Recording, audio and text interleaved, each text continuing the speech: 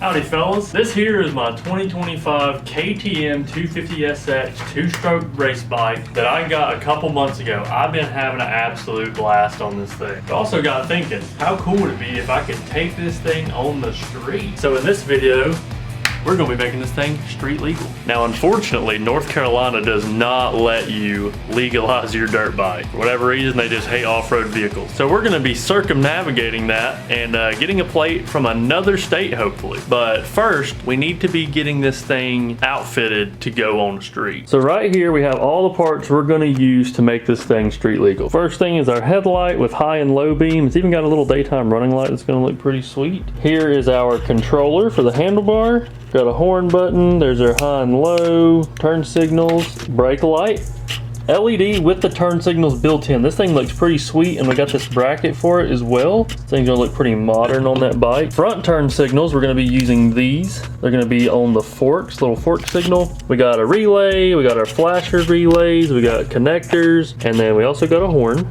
Gotta have that in North Carolina. Fuse box that we're gonna put everything into. And then here is our brake switches, so that we can get our brake light. Now we also need a mirror, which we'll get in a little bit. I already have this thing tore down, got the plastics off of it. I'll probably have to take the tank off to run the wires, but currently right now I'm trying to figure out where I'm gonna be putting the fuse box. It's pretty small, it's like a little 3-inch fuse box. I tried to get one that had enough ports on it for all my accessories.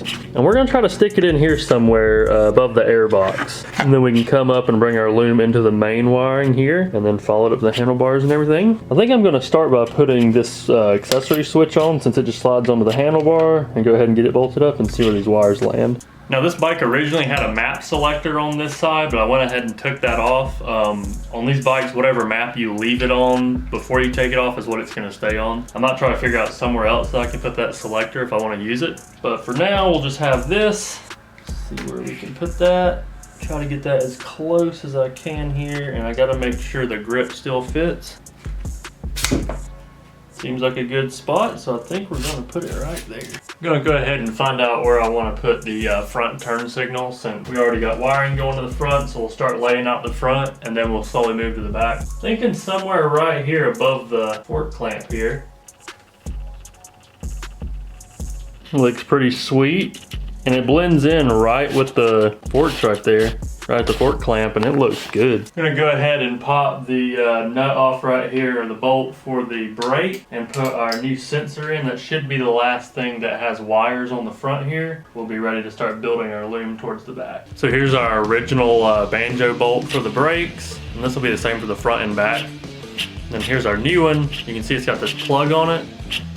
So all this is gonna do is when it feels the pressure go up into it, it will complete a circuit here and allow the power to go through to the brake light, and then that's how you get your brake lights. All right, so I went ahead and started laying out some of the wiring since I got everything up here. So I got all the wires that need to go to the back, things like our main powers, to our switches, like turn signals for the rear and everything. So all that can be controlled by the switch, kind of snaking them through the seat area. And then we're coming out down here, we have things that go out to the rear. We have wires that go to the fuse box. So everything's labeled and everything's going together good. Now the front's done, the rear is all we got left, and this should be super simple because it's literally just 5 wires. And luckily we've got our harness already ran, so put the connectors on the end, plug it right in. All right, we're finishing up. We got everything rough wired in so far. I went ahead and did the fuse panel and hooked everything up where it should go. Pretty much everything has its own little location here. Got all the grounds. And I also threw the horn on real quick because it's gonna tuck in here away. I got the fuse box power off the battery right now. We don't have the trigger wired in yet, but once I put the fuse box down, we'll get the trigger and everything, and it looks like everything should be working. So here we go. This is what it's gonna look like when the bike just starts up and is just idling. It'll have the DRLs on. We got our switch, turn our lights on here. We got turn signals. Little switchback action. And we'll check out the rear real quick.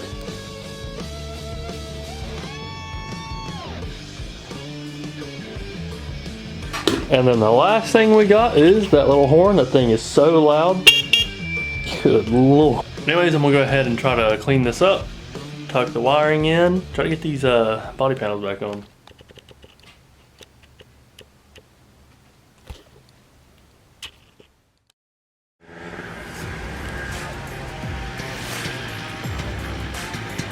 Here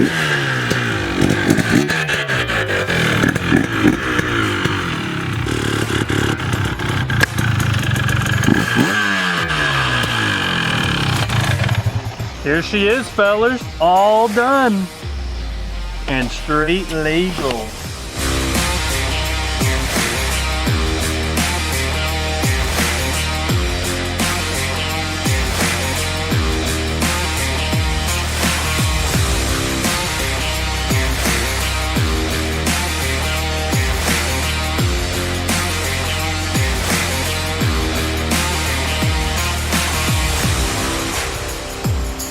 Oh. Why are you hurting so bad? This video would have been a little bit sooner, but for America's 250th anniversary, we decided to get a little too rowdy on her and already laid her over and about broke my back. All right, fellas, here she is. Everything is installed and working. Check that out. Headlight. Oh yeah, oh yeah. Turn signal. Sequential. And apparently the horn isn't gonna work because of course I've crashed it already. Well, you did lay it over on the horn. It does work. Other items that we got before I haven't installed on video, but I did get them in, like I said. Mirrors on. Looks pretty clean. A little dirty. Phone mount. Now this being a race bike, it ain't got no speedometer or anything. So right here, put that in there. You can pull up my speedometer, odometer, everything. Maps. Clean. What's the deal with South Dakota here, bud? So yeah, if we come to the rear, you know, I wouldn't be making this video if I didn't get it street legal. So since it's released, it worked. We got a plate through South Dakota because they're an open registration state. I just sent it in with my title and they just sent me back a plate. Now, technically in America, that is legal. Eventually, will I get in trouble for not having a plate from my state that I live in? Possibly. But until then, I don't care. And it's riding on the road. There's that clean undermount brake light we got. Thing's pretty clean. Nice wiring too. Still got to get a mount for that, but it's doing its job. Also show off our helmet setup here. Nice little DOT approved Typhoon helmet. It can be switched back to motocross mode here. And we got the goggles, some Amazon goggles. Looking pretty clean.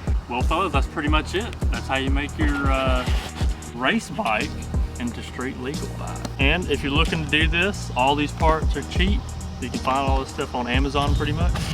And the whole title thing, which if you live in a state where it doesn't matter, go to your DMV and get it done. But if you live in a state that don't like them, this is a method. All you gotta do is just contact one of their DMV, or I think it's their city treasurer is what you would contact. Just ask somebody about it and they'll send you all the paperwork, send it in, get you a plate. But, of course,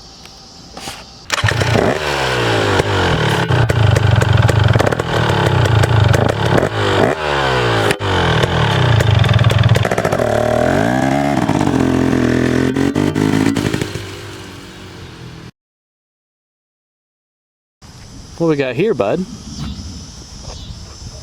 thanks for sticking to the end. Let's check out where Chief fell and about broke his back. I don't know if we got a good gauge of how high this is on camera. That is, yeah. We might have to do a bottom up. So I'm all the way up here. There's Chief. If I get to where I hurt myself, you can see my height compared to the top. So on the bike, a good 6 foot fall. It's 4th of July. Picture this. Chief is having the time of his life in his American outfit, no helmet, wearing these exact shorts, which they're clean. Check that out. These things came out good. These shoes too. Yeah. Anyways, we're ripping. We're hitting the course. We decided that this is going to be a spot where we're going to be coming down instead of up. We come around this corner. I don't know why I didn't go out in the road and cut it a little wider, but we come in through the grass. We're hitting it, foot's out. We're about to round. We didn't straighten the wheel before we came in. So we come in, turn. A little hot. Tire dips off the side. We ain't going down the trail. We're going in the kudzu. Yeah. Tire hit that wet kudzu and said, I'm going that way. I keep her cut. I'm like, we're gonna touch and then we're gonna zip and we're gonna come down. Well, but there wasn't a lot of zipping, there was a lot of sliding. So we come and we slide right here. And because my wheels turned, we are actively falling in like that. The front of the bike ain't going forward. This side of the bike is going over. You zigged when you should have zagged. Or did you zag when you should have zigged? So we're getting one of these right here. I'm looking. Oh, boom, hip slams into the brick, slams into the wood, head hits the ground, shoulder hits the ground, tweaked my shoulder, killed my back. Back still hurt. Been a couple days, hard to get up. What did the CT results say? Oh, that's right. Dude, I did a check over, went and took me a shower. Everything was fine. Man refuses to go get medical advice. I couldn't lose any aura, so I had to stand up real quick before my buddies came and checked on me. So I was sitting there with one of these with my bike on the ground. Yep. I crashed, guys. I'm okay. He was hurting. Went inside, took me a little shower in alcohol first, so that everything was cleansed. Got drunk. And then hopped in the car and went and watched fireworks. So that was a good 4th of July. I think I'll start wearing a helmet from now on. They're overrated.